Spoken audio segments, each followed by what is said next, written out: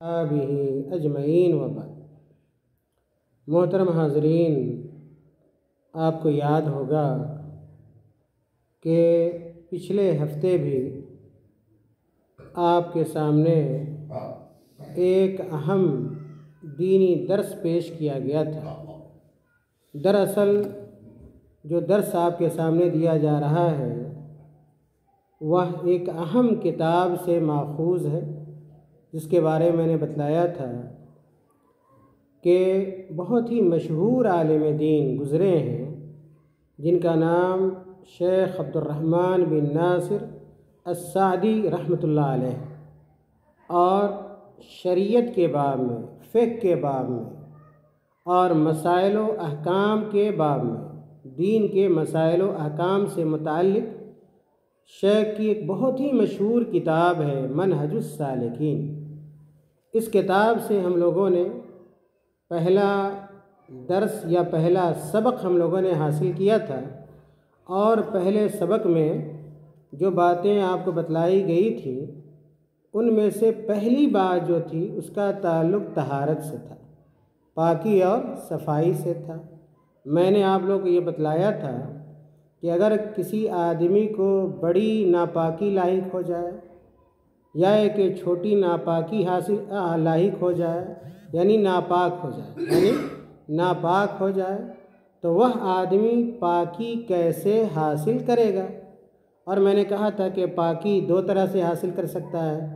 اگر چھوٹی ناپاکی ہے تو پھر اس سے پاکی کا طریقہ وضو ہے، اور اگر کوئی آدمی بڑی ناپاکی میں لاحق ہو گیا یا ملوث ہے تو بڑی ناپاکی سے پاکی حاصل کرنے کا طریقہ کیا ہے؟ غسل۔ اسی طرح دوسری جو بات بتلائی گئی تھی وہ یہ بتلائی گئی تھی کہ پانی پاک ہے، اور طہارت کے لیے ہمیں اور آپ کس چیز کا استعمال کرنا پڑتا ہے؟ پانی کا۔ اور اگر پانی نہیں ہے تو پھر پانی نہیں ہے تو پھر ہم تیمم کرتے ہیں، اور تیمم مٹی سے کیا جاتا ہے۔ اور میں نے یہ بھی بتلایا تھا کہ اگر کوئی آدمی پانی استعمال نہیں کر سکتا، کوئی بیمار ہے یا ایک بہت زیادہ ٹھنڈک ہے اور آدمی ناپاک ہو گیا ہے، اگر کیا ہے چھوٹی ناپاکی ہے تو اس کے لیے بھی تیمم کر لے گا تو وہ کافی ہو جائے گا وضو کے لیے۔ اور اگر بڑی ناپاکی ہے، غسل کرنے کی بھی ضرورت ہے، اور اگر آدمی نیت کر کے اس کی تیمم کر لے تو تیمم سے غسل کا بھی کام ہو جاتا ہے۔ یہ باتیں بھی میں نے بتلائی تھیں کہ پانی سے طہارت حاصل کیا جا سکتا ہے، مٹی سے کیا جا سکتا ہے، اور میں نے کہا تھا کہ آسمان سے نازل ہونے والا یا زمین سے نکلنے والا جو پانی ہے، اگر وہ اپنی اصلی حالت پر ہے تو وہ پاک ہے، آپ طہارت بھی حاصل کر سکتے ہیں، آپ اس کو پی سکتے ہیں، آپ اس سے کھانا بنا سکتے ہیں، لیکن اگر اس پانی میں گندگی داخل ہو جائے، گندگی پڑ جائے اور پانی کا رنگ، بو، مزہ بدل جائے، اگر پانی کی مقدار کم ہے تو پھر ایسا پانی ناپاک ہو جاتا ہے۔ اور اگر پانی ناپاک ہو جائے گا تو آپ اس سے وضو کر سکتے ہیں؟ نہیں کر سکتے ہیں۔ اگر آپ کو غسل کی ضرورت ہے تو ایسے ناپاک پانی سے غسل کر سکتے ہیں؟ نہیں کر سکتے۔ خیر، یہ ہماری وہ باتیں تھیں جو گزشتہ درس میں ہم لوگوں نے پڑھا تھا۔ آج کے درس میں جو باتیں میں آپ کو بتلانا چاہتا ہوں اس کا سب سے پہلا حصہ کہہ لیجئے یا پہلی بات کہہ لیجئے کہ آج کا پہلا جو درس ہے یا پہلا جو نقطہ ہے اس کا تعلق برتن سے۔ اس کا تعلق کس سے ہے؟ برتن سے۔ برتن کے مسائل کو جاننا ہمارے لیے کیوں ضروری ہے؟ اس لیے ضروری ہے کہ ہم اپنی عبادت کے لیے برتن کا استعمال کرتے ہیں۔ آپ کو وضو کرنا ہے نا، کیسے کریں گے؟ پانی کہاں رکھیں گے؟ برتن میں رکھیں گے نا۔ آپ کو غسل کرنا ہے، پانی کہاں رکھیں گے؟ آپ برتن میں رکھیں گے۔ آپ کیا ہے بالٹی میں رکھ سکتے ہیں، آپ جگ میں رکھ سکتے ہیں، آپ کیا ہے بڑے کیا ہے پلیٹ میں رکھ سکتے ہیں، کوئی بھی بڑی چیز ہوگی جس میں آپ پانی کو رکھ کر یا ڈول میں رکھیں گے، پانی کو رکھ کر آپ وضو کریں یا کہ غسل کریں۔ تو پانی کے مسائل کو اور احکام کو بھی جاننا ہمارے لیے ضروری ہے۔ اسی لیے علماء کرام نے اپنی کتابوں میں برتن کے بھی احکام و مسائل کو بیان کیا ہے۔ اگر برتن کیا ہے پاک ہوگا اور اس میں اگر آپ پانی رکھیں گے تو آپ وضو کر سکتے ہیں، غسل کر سکتے ہیں۔ لیکن اگر برتن ناپاک ہو، ایسے برتن میں پانی آپ رکھیں جس برتن کا استعمال آپ کے لیے جائز ہی نہیں، تو پھر اس برتن میں پانی رکھ کر آپ وضو کر سکتے ہیں کیا؟ غسل کر سکتے ہیں؟ نہیں کر سکتے ہیں۔ اس لیے پانی کے مسائل کو جاننا بہت ضروری ہے۔ بلکہ برتن کے مسائل کو جاننا بہت ضروری ہے۔ برتن کے مسائل میں سے یہ بات آپ کو جاننی چاہیے کہ علی العموم یا کہ علی الاطلاق کیا ہے، تمام برتن کیا ہے پاک ہے، تمام برتن کیا ہے پاک ہے، مباح ہے اس کا استعمال، سوائے ان برتنوں کے جن برتنوں کے استعمال کرنے سے منع کیا گیا ہے۔ علی الاطلاق برتن جتنے بھی ہیں سب کے سب کیا ہیں پاک ہیں، یا کہ ان کا استعمال کرنا کیا ہے جائز ہے، سوائے ان برتنوں کے جن کے ناپاک ہونے کے بارے میں قرآن اور حدیث میں بتلایا گیا ہے۔ اب یقیناً آپ یہ جاننا چاہیں گے وہ کون سا برتن ہے جس کے استعمال سے ہمارے دین نے، ہماری شریعت نے، اللہ اس کے رسول نے منع کیا ہے۔ وہ کون سا برتن ہے؟ میرے بھائیوں، آپ یہ جان لیجئے کہ برتنوں میں سے 2 طرح کا برتن ہے جس کا استعمال جائز نہیں۔ 2 طرح کا برتن۔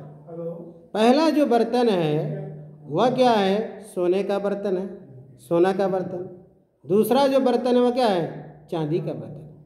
سونا اور چاندی کے برتن کا استعمال کھانے پینے کے لیے یا وضو کا پانی رکھنے کے لیے، نہانے کے لیے پانی رکھنے کے لیے، یہ جائز کیا ہے نہیں۔ سونے اور چاندی کے برتن میں کھانے پینے سے اللہ کے رسول صلی اللہ علیہ وسلم نے منع کیا ہے۔ اسی طرح وہ برتن اگرچہ سونے چاندی کا نہ ہو لیکن اس میں سونا اور چاندی زیادہ مقدار میں لگایا گیا ہو تو ایسے برتنوں کا بھی استعمال کیا ہے جائز نہیں۔ بہت سارے پیسے والے لوگ سونے کا گلاس، سونے کا جگ، سونے کا لوٹا، سونے کی پلیٹیں یہ استعمال کرتے ہیں دکھانے کے لیے۔ اور یقیناً آپ دیکھتے ہوں گے کہ جو لوگ اس طرح کی چیزیں استعمال کرتے ہیں ان کے اندر تکبر پیدا ہو جاتا ہے، فخر پیدا ہو جاتا ہے۔ اسی لیے اللہ کے رسول صلی اللہ علیہ وسلم نے یا ہمارے دین نے سونے اور چاندی کے برتن کے استعمال سے منع کیا ہے تاکہ آدمی تکبر میں نہ پڑ جائے، آدمی کے اندر گھمنڈ کیا ہے پیدا نہ ہو جائے۔ تکبر انسان کی صفت نہیں ہے، بندوں کی صفت نہیں ہے، بلکہ تکبر کس کی پہچان ہے؟ اللہ تعالیٰ کی۔ ہر قسم کی بڑائی کس کے لیے ہے؟ تکبر کا معنی کیا ہوتا ہے؟ بڑا بننا، اپنے آپ کو دوسرے سے بڑا جتلانا، یہ ہے تکبر کا معنی۔ سب سے بڑا کون ہے؟ اللہ تعالیٰ۔ اور ہم سب کیا ہے؟ اللہ تعالیٰ کے بڑے ہی عاجز بندے ہیں، بہت ہی کمزور بندے ہیں۔ اس لیے بندوں کے شان تکبر کرنا نہیں۔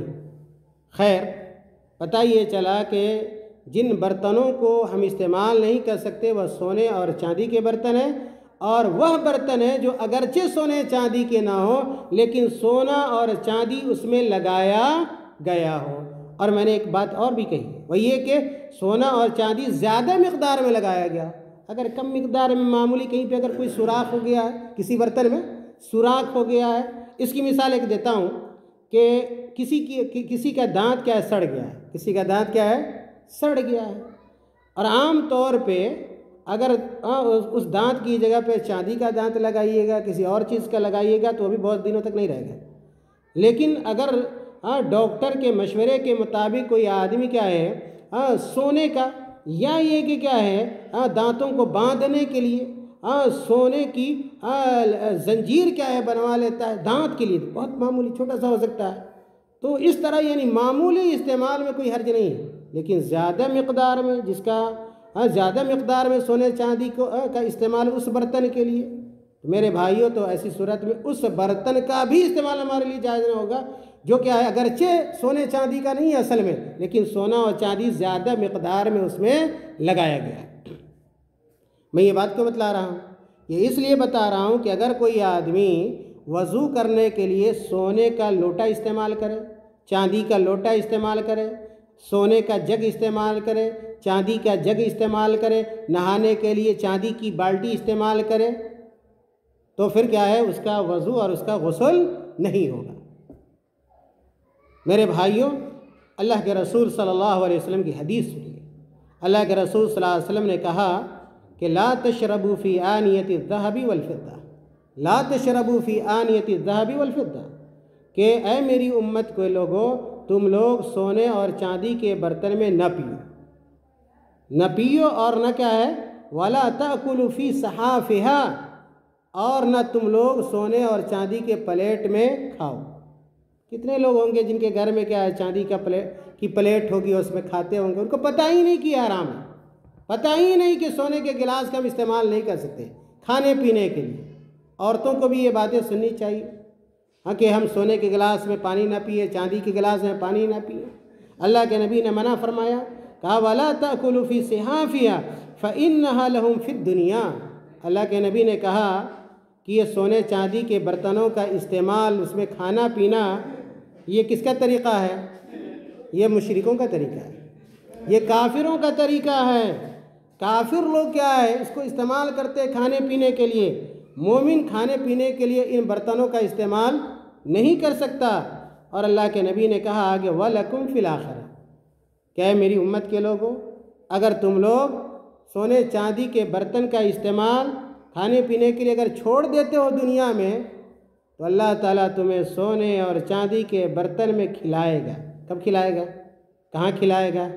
آخرت میں، جنت میں جب ہم اور آپ جائیں گے انشاءاللہ، تو اللہ تعالیٰ جو ہماری ضیافت کرے گا، مہمان نوازی کرے گا، تو اللہ تعالیٰ سونے اور چاندی کے برتن میں ہمیں کھلائے گا، بشرطے کہ ہم نے کیا ہے، دنیا میں اللہ تعالیٰ کے، اللہ کے رسول صلی اللہ علیہ وسلم کے حکم کو مانا ہوگا، اور سونے اور چاندی کے برتن میں کھانے پینے سے ہم نے گریز کیا ہوگا، یا ہے کہ اپنے آپ کو بچایا ہوگا۔ اس حدیث سے یا اس پورے سبق سے ہمیں یہ پتہ چلا کہ علی الاطلاق یا ہے کہ علی العموم برتن کیا ہے، مباح ہے یا پاک ہے، اور اس کا استعمال جائز ہے، سوائے سونے اور چاندی کے برتن کے۔ تو سونے اور چاندی کے برتن کو کھانے پینے کے لیے یا وضو اور غسل کرنے کے لیے ہمیں استعمال کرنا نہیں چاہیے۔ اگلا جو سبق ہے ہمارا آج کا، اس کا تعلق ہے استنجا سے۔ استنجا سے دیکھیے اسلام کی خوبصورتی، دیکھیے کہ اسلام نے بڑی باتوں کو بھی بیان کیا ہے، جو اہم باتیں ہو سکتی ہیں، عظیم باتیں ہو سکتی ہیں، ان کو بھی بیان کیا ہے، اور چھوٹی سے چھوٹی باتوں کو بھی بیان کیا ہے، تاکہ ہم لوگ ٹھیک سے دین کو جان سکیں اور دین پر عمل کر سکیں۔ جو مسئلہ اب ہمارے سامنے آنے والا ہے، اس کا تعلق کس سے ہوگا؟ استنجا سے۔ اور اسی طرح قضائے حاجت سے۔ قضائے حاجت کہ اگر ہم کیا ہے، پاخانے کے لیے جائیں، سیدھے لفظوں میں اگر ہم پاخانے کے لیے جائیں تو کیسے جائیں، ہم کہاں بیٹھیں، کیسے ہم پانی کا استعمال کریں، کیسے اگر پانی نہ ہو تو ہم پتھر کا استعمال کریں، یہ ساری باتیں آپ کے سامنے آنے والی ہیں۔ سب سے پہلے آپ کو یہ جاننا چاہیے قضائے حاجت سے متعلق، پاخانہ کو، پیشاب کرنے جانے کو، پاخانہ جانے کو کیا کہتے ہیں، یا کرنے کو کیا کہتے ہیں؟ قضائے حاجت۔ قضائے حاجت یعنی اپنی حاجت کو پوری کرنا۔ اور انسان کی سب سے بڑی حاجت کیا ہے؟ انسان کی سب سے بڑی حاجت کیا ہے؟ آپ کے سامنے دنیا کی ساری دولت رکھ دی جائے، لیکن پیشاب لگا ہو، آپ کو وہ چیز اچھی لگے گی؟ آپ بڑے دسترخوان پہ بیٹھے ہوں، رنگ مختلف قسم کے کھانے آپ کے سامنے ہوں، پیشاب لگا ہو، پاخانہ لگا ہو، اچھا لگے گا؟ اسی لیے کیا ہے، اس کو قضائے حاجت کہا جاتا ہے، کہ انسان کی سب سے بڑی حاجت ہے پیشاب اور پاخانہ۔ اور اسلام نے پیشاب اور پاخانے کے طریقے کو اور اس کے ادب کو، آداب کو بھی بیان کیا ہے۔ سب سے پہلی چیز قضائے حاجت سے متعلق غور سے سنیے، ہاں یہ تقریر نہیں ہو رہی ہے، درس ہو رہا ہے، بات سمجھائی جا رہی ہے جو انشاءاللہ آپ کے لیے مفید ہے۔ اگر کوئی آدمی پاخانہ جانا چاہتا ہے، آج تو ایسے ہی لوگ کیا ہے، لوٹا اٹھائے، بالٹی اٹھائے اور لیٹرنگ میں چلے گئے، بیت الخلاء میں چلے گئے، جن کو میدان میں جانا ہے تو میدان میں چلے گئے، جہاں چاہ وہیں بیٹھ گئے۔ نہیں، ایسا نہیں ہونا چاہیے۔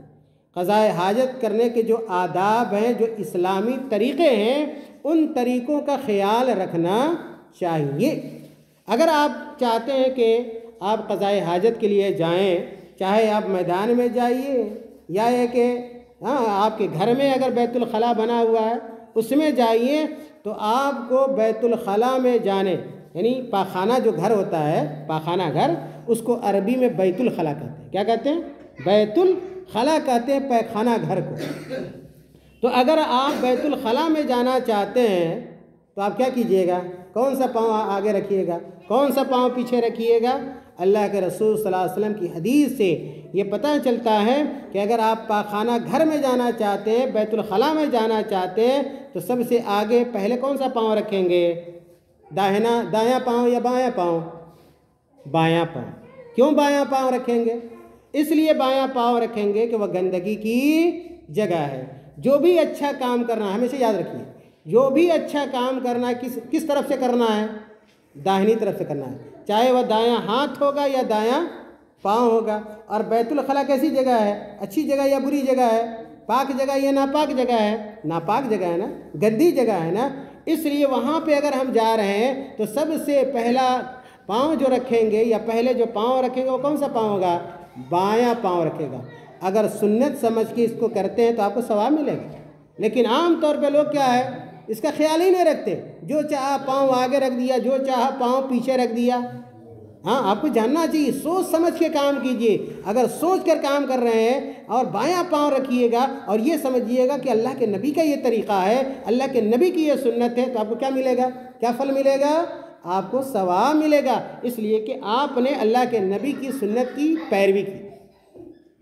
اسی طرح اگر آپ کیا ہے بیت الخلاء میں جانا چاہتے ہیں، پہلا تو کام دیکھ لیا آپ نے، پہلا کام کیا کرنا ہے؟ بایاں پاؤں رکھنا ہے۔ اور اس سے بھی پہلے آپ کو دعا پڑھنی چاہیے۔ ایسا نہیں کہ بیت الخلاء میں چلے گئے تو پڑھے، نہیں، جیسے کیا ہے جانا چاہتے ہیں، آپ جانا چاہتے، ارادہ کر رہے ہیں کہ اب جائیں، تو اسی وقت آپ کو دعا پڑھنی چاہیے۔ پاخانہ میں جانے کی بھی دعا ہے، پاخانہ میں جانے کی بھی دعا اللہ کے رسول نے سکھلائی ہے اور اس کو یاد کر لینا چاہیے۔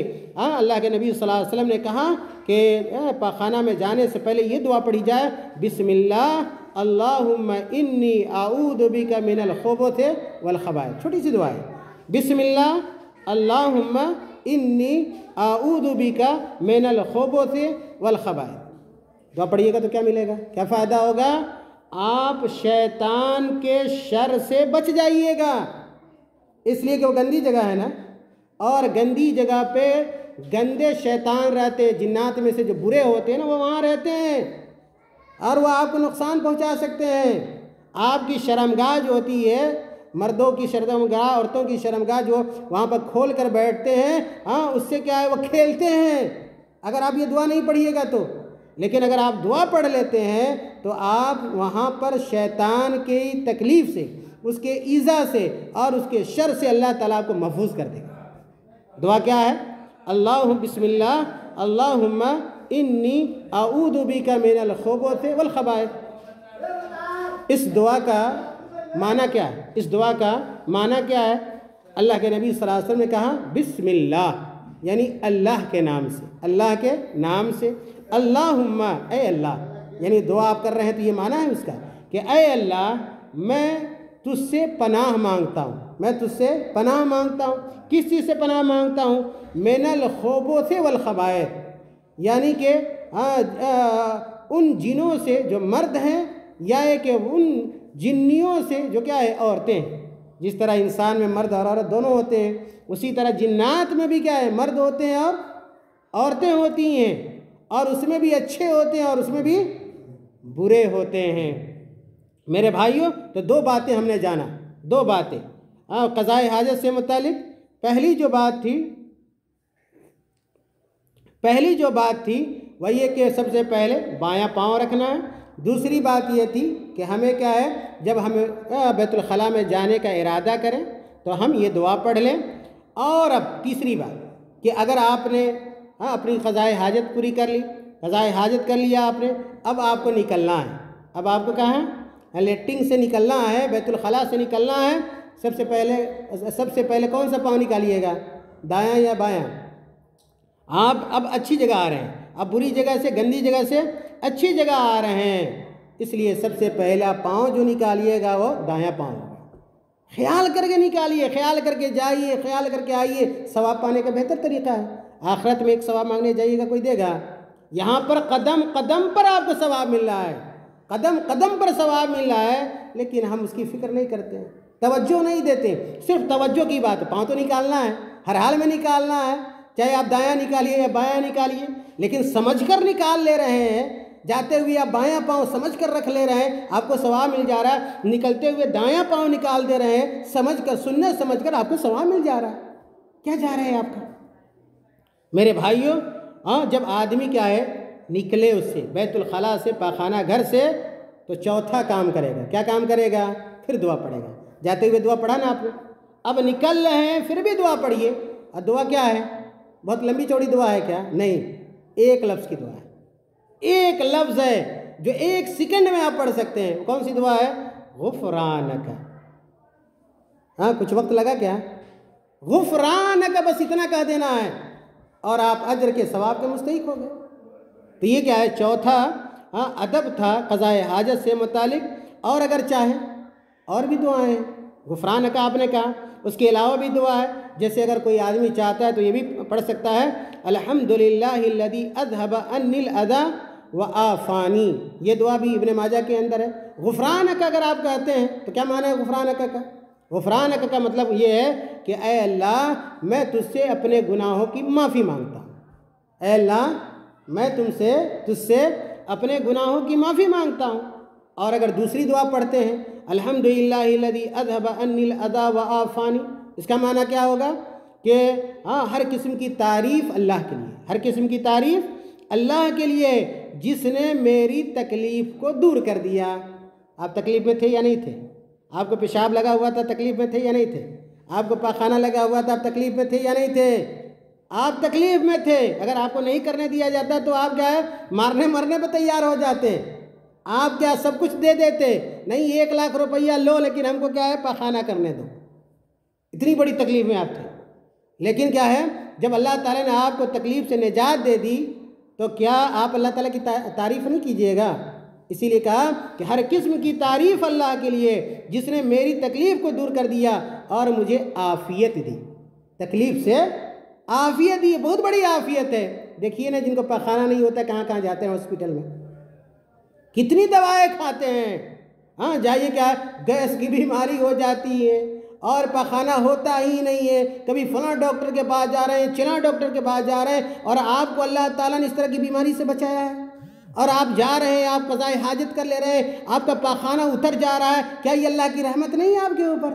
یقیناً اللہ کی رحمت ہے، یہ بہت بڑی رحمت ہے۔ اس لیے ایسے موقع پر ہمیں اللہ کو یاد کرنا چاہیے، اللہ کو یاد کرنا چاہیے، اور یہ دعا کیا ہے، پڑھنی چاہیے۔ اس کے بعد 5ویں چیز یا 5واں ادب قضائے حاجت سے متعلق،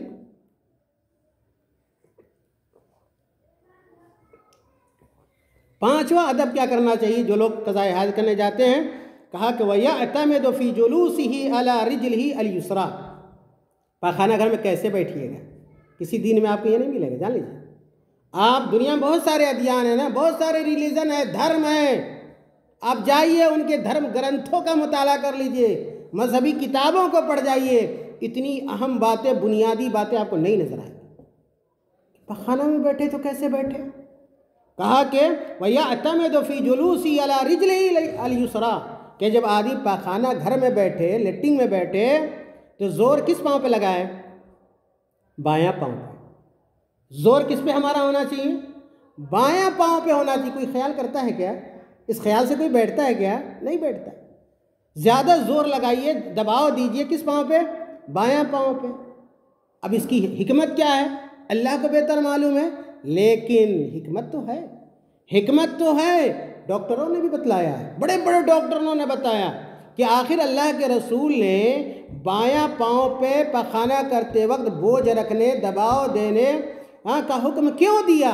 اگر غور کیجئے گا اس کی حکمت کو جاننے کی کوشش کیجیے گا تو پتہ چلے گا کہ بائیں طرف ہی کیا انسان کا معدہ ہوتا ہے، بائیں طرف ہی، بائیں پاؤں کی طرف انسان کا معدہ ہوتا ہے، یعنی جہاں پہ ہمارا کھانا پینا کیا ہے جمع ہوتا ہے اور پھر وہ فضلہ کی شکل میں یعنی گندگی کی شکل میں، پاخانے کی شکل میں جمع ہو جاتا ہے۔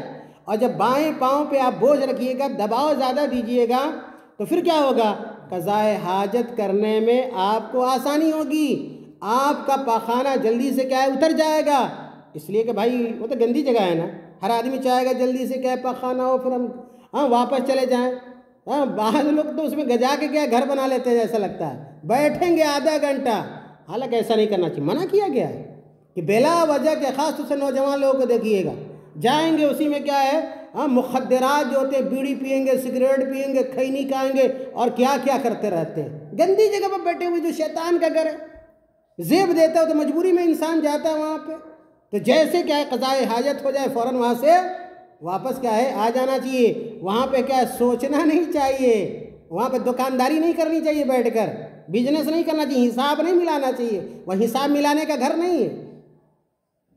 میرے بھائیوں، میں یہ بتا رہا تھا کہ پانچواں ادب یہ ہے کہ آدمی جب قضائے حاجت کے لیے بیٹھے تو دباؤ کس پاؤں پہ دے، زیادہ بوجھ کس پاؤں پہ رکھے، بایاں پاؤں پہ۔ کیوں رکھے؟ اس کی حکمت بہت ساری ہو سکتی ہے، لیکن میں نے ایک حکمت بتلائی ہے کہ اگر آپ اس پر بوجھ زیادہ دیجیے گا تو آپ کو پاخانہ کرنے میں آسانی ہوگی، اور بائیں پاؤں پہ زیادہ زور دینا ہے اور دائیں پاؤں پہ کم، دائیں پاؤں پہ کم بوجھ ڈالنا ہے۔ اس کے بعد چھٹا کام کیا کرنا ہے قضائے حاجت کرتے وقت، کہا کہ وَيَسْتَتِرُ بِحَائِطٍ أَوْ غَيْرِهِ، اگر آپ کے گھر میں پاخانہ گھر نہیں، ہر آدمی کی صلاحیت الگ الگ ہے، کسی کے گھر میں پاخانہ ہے کسی میں نہیں ہے، سیمنٹڈ پختہ بنا ہوا، تو بعض لوگ کہاں جاتے ہیں، میدان میں جاتے ہیں، میدان میں جاتے ہیں، میدان میں جانے میں بھی کوئی حرج نہیں ہے، میدان میں بھی کیا ہے قضائے حاجت کیا جا سکتا ہے، لیکن جہاں تہاں نہیں، جہاں تہاں نہیں، وہ بات آگے آ رہی ہے۔ اگر آپ میدان میں ہیں تو پہلا کام یہ کیجئے کہ اپنے آپ کو لوگوں کی نگاہوں سے چھپائیے،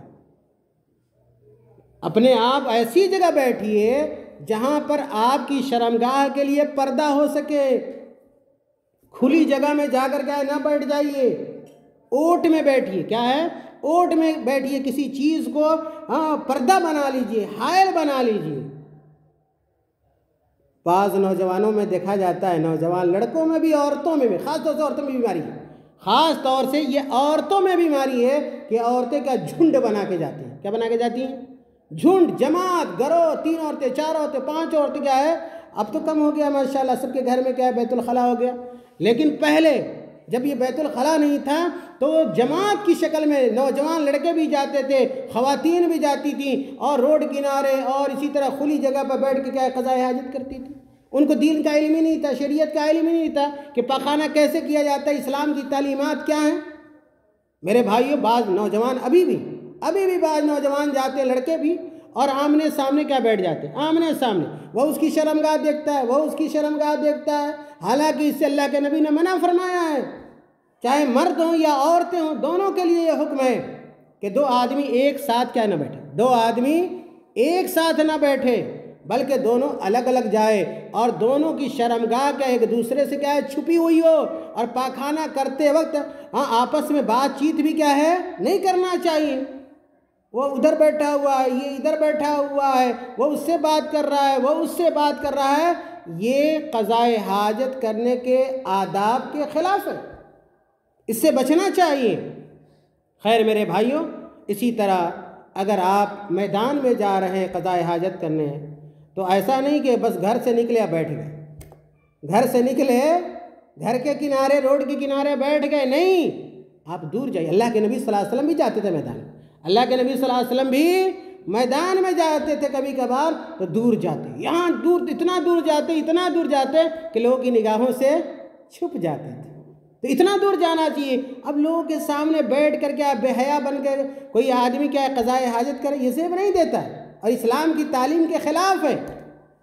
میرے بھائیوں، اسی طرح قضائے حاجت کے آداب میں سے یہ بھی ہے کہ آدمی روڈ راستے پہ پاخانہ نہ کرے، آپ کو پتہ ہے کہ اسلام وہ دھرم ہے اور وہ دین ہے جو سب سے زیادہ صفائی ستھرائی کی تعلیم دیتا ہے، صفائی اور ستھرائی کی تعلیم دیتا ہے۔ اگر آپ کو پاخانہ کرنا ہے تو روڈ کے کنارے نہ بیٹھیں، نہ اپنے بچوں کو بیٹھائیں، نہ خود بیٹھیں۔ راستے پر بیٹھنا، راستے پر بیٹھ کر پیشاب اور پاخانہ کرنا یہ مسلمان کی پہچان نہیں، اللہ کے نبی صلی اللہ علیہ وسلم کی سنت کی مخالفت ہے یہ۔ اس لیے حکم دیا گیا ہے کہ روڈ کے کنارے بیٹھ کر پیشاب اور پاخانہ نہ کیا جائے۔ اسی طرح اس جگہ پہ آپ پیشاب پاخانہ نہ کریں جو عام لوگوں کے بیٹھنے کی جگہ ہے۔ چوک پہ بیٹھ گئے آپ، کہیں پہ لوگ جمع ہوتے ہیں، صبح میں، شام میں، دوپہر میں، ایسی جگہ پہ آپ بیٹھ گئے اور وہاں پہ آپ پاخانہ کر رہے ہیں، یہ بھی کیا ہے؟ اسلامی طریقہ کیا ہے؟ نہیں ہے۔ تو لوگوں کے جو بیٹھنے کی جگہ ہے وہاں پر بیٹھ کر آدمی کو پیشاب پاخانہ نہیں کرنا چاہیے۔ اسی طرح کسی ایسے پیڑ کے نیچے کیا ہے بیٹھ کر جو پیڑ کیا ہے پھل دیتا ہے، آم کے باغیچے میں، لیچی کے باغیچے میں، جو کیا ہے پھل دینے والے درخت ہیں، خاص طور سے ان ایام میں جب کیا ہے پھل دینے کا وقت ہو، آپ گئے صبح صبح اور شام میں اور وہاں پہ جا کر آپ نے کیا پاخانہ کر دیا، قضائے حاجت آپ نے کر لی۔ اب یہ کہ جس کا پیڑ ہے، جس کا درخت ہے، اس کو نقصان ہوگا یا نہیں ہوگا؟ وہ گوارہ کرے گا۔ اگر وہی پھل آپ کو کھلایا جائے، قضائے حاجت کرنے والے کو کھلایا جائے، کھانا پسند کرے گا؟ نہیں کرے گا۔ اسی لیے اللہ کے رسول صلی اللہ علیہ وسلم نے پھلدار درخت کے نیچے بیٹھ کر پیشاب پاخانہ کرنے سے منع کیا۔ اسی طرح ایسی جگہ پہ پیشاب پاخانہ کیا جائے جس سے لوگوں کو کیا ہے پریشانی ہوتی ہے، لوگوں کو پریشانی ہوتی ہے۔ مثال کے طور پہ آپ یہ کہیں کہ کہیں پہ ایسی جگہ پیشاب پاخانہ کوئی کر رہا ہے جو کیا ہے گھاٹ ہے، کیا ہے؟ گھاٹ ہے نا، وہاں پہ لوگ کیا ہے آتے ہیں، جاتے ہیں، پانی لیتے ہیں، سفر کرتے ہیں، تو جو لوگ پانی لینے جائیں گے گھاٹ پہ دقت ہوگی یا نہیں ہوگی؟ پریشانی ہوگی یا نہیں ہوگی؟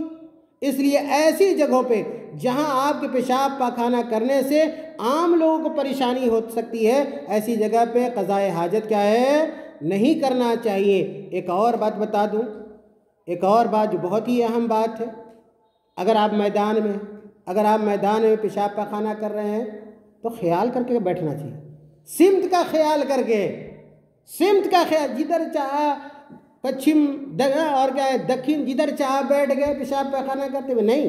لوگوں کو بتائیے، سمجھائیے کہ اللہ کے نبی صلی اللہ علیہ وسلم نے قبلہ رو ہو کر، یعنی قبلہ کی طرف چہرہ کر کر یا قبلہ کی طرف پیٹھ کر کر پیشاب پاخانہ کرنے سے کیا کیا ہے؟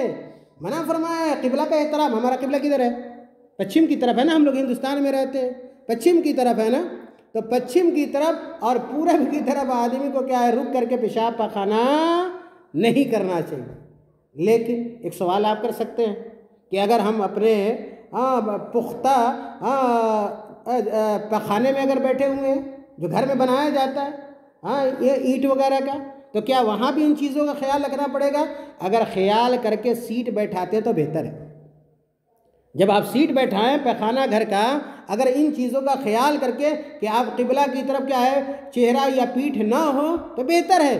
لیکن بعض اہل علم نے یہ کہا کہ اگر پختہ سیمنٹڈ کیا ہے اگر پاخانہ ہے تو وہ کسی سمت بھی کیا ہے بنایا جا سکتا ہے، اس میں کوئی حرج کی بات نہیں ہے۔ لیکن میں نے یہ کہا کہ اگر اس میں بھی بچ سکتے ہیں، اپنے آپ کو بچا سکتے ہیں کہ آپ کا چہرہ یا آپ کی پیٹھ قبلے کی طرف نہ ہو تو یہ زیادہ کیا ہے بہتر ہے۔ میرے بھائیوں 2 سے 4 منٹ میں اپنا درس انشاءاللہ ختم کروں گا۔ آخری نقطہ ہمارے درس کے آج کے درس کا آخری نقطہ یہ ہے کہ اگر آپ قضائے حاجت کر لیتے ہیں، پاخانہ اور پیشاب سے فارغ ہو جاتے ہیں، قضائے حاجت کر لیتے ہیں، تو اس کے بعد آپ صفائی کیسے کیجیے گا؟ قضائے حاجت کے بعد آپ پاکی کیسے حاصل کیجیے گا؟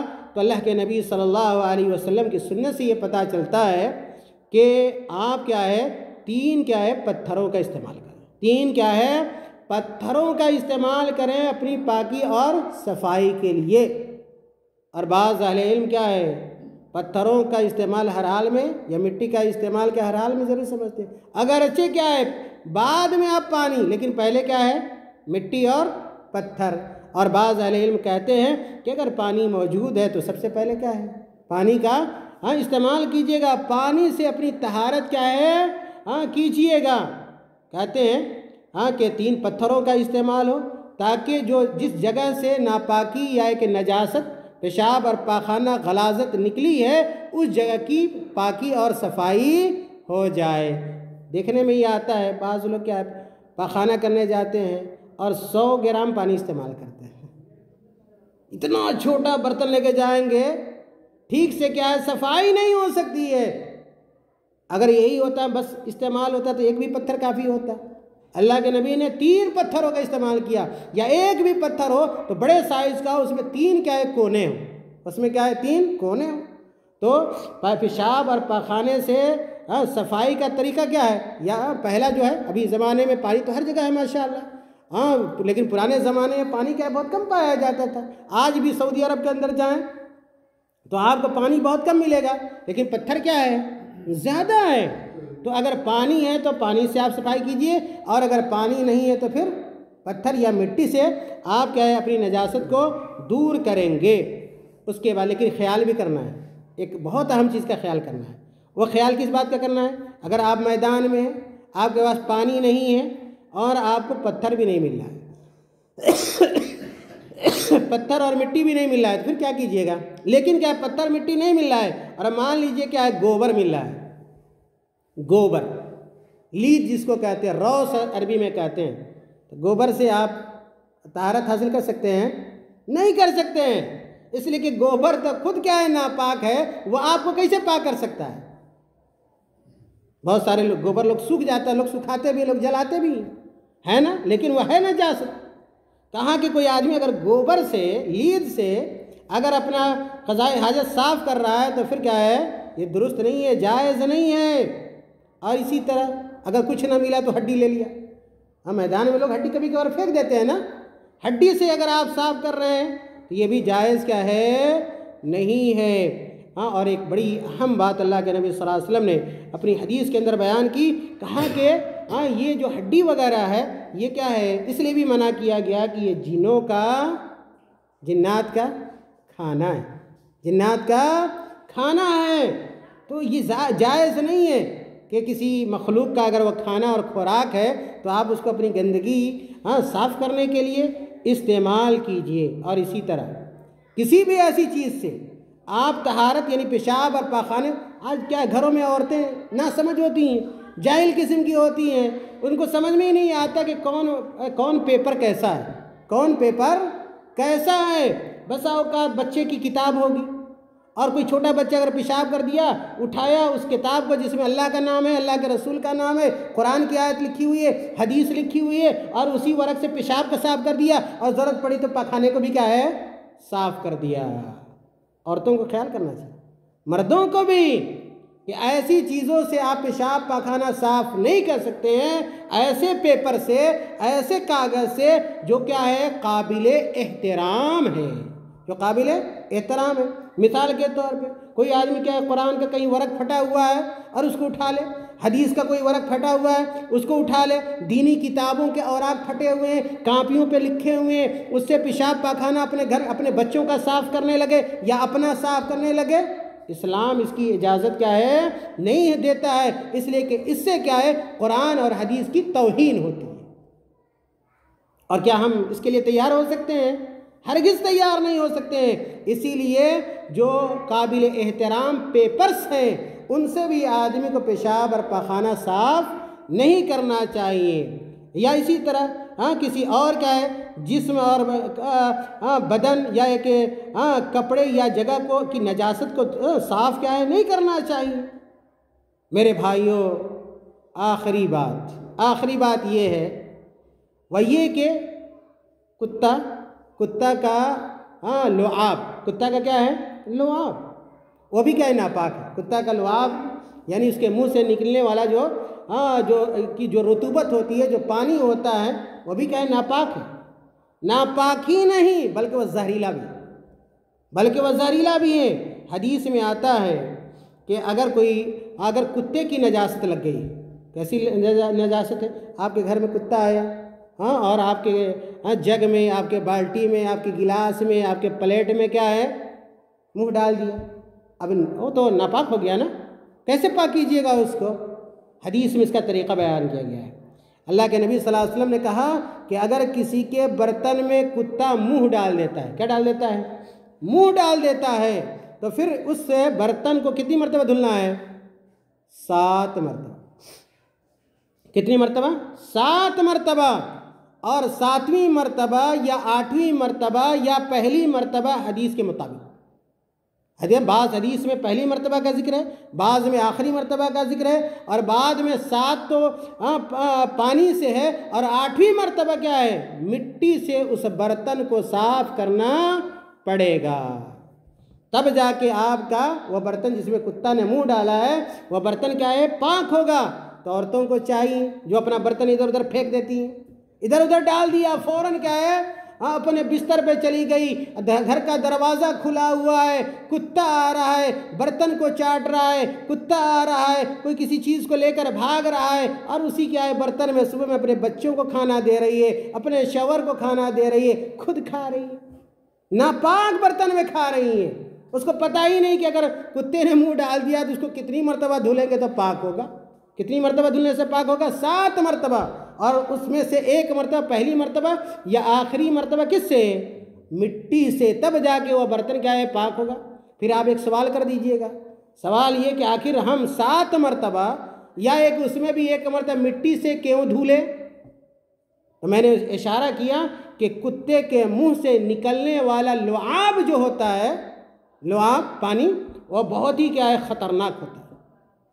دراصل کیا ہے، کتے کے پیٹ میں، معدے میں ایک خطرناک قسم کا کیا ہے، کیڑا ہوتا ہے، جو کیا ہے پیخانہ کرتے وقت کیا ہے اس سے خارج ہوتا ہے۔ اور آپ دیکھیے گا کتا کیا ہے اپنی گندگی کو، جسم کی گندگی کو صاف کرنے کے لیے اور پیخانے کو صاف کرنے کے لیے اپنے منہ کا کیا کرتا ہے؟ استعمال کرتا ہے، اپنے منہ کا استعمال کرتا ہے۔ تو وہاں سے وہ کیڑا پخانے کی جگہ سے کتے کے منتقل ہو کر پورے جسم میں، اور وہ کس چیز سے ہوتا ہے؟ منہ سے کرتا ہے نا، تو وہ جو زہریلے قسم کا خطرناک قسم کا کیڑا ہوتا ہے وہ اس کے پورے بدن میں کیا ہے؟ پھیل جاتا ہے، خاص طور سے کہاں آ جاتا ہے؟ منہ میں آ جاتا ہے، اور جب آپ کے برتن میں منہ ڈالے گا تو لا محالہ وہ کیڑا بھی اور وہ وشانو زہریلا کیڑا بھی کیا ہے؟ آپ کے پلیٹ میں کیا ہے؟ داخل ہو جائے گا، جو آپ کو نقصان پہنچائے گا۔ اسی لیے اللہ کے نبی نے کہا کہ ایسے موقع پر اس برتن کو بہت اچھی طرح سے دھلا جائے، 1 مرتبہ نہیں، 2 مرتبہ نہیں، 3 مرتبہ نہیں، بلکہ 7 مرتبہ اور مٹی سے، تاکہ وہ زہریلا پن کیا ہے؟ ختم ہو جائے اور آپ کی صحت کو کوئی نقصان کیا ہے؟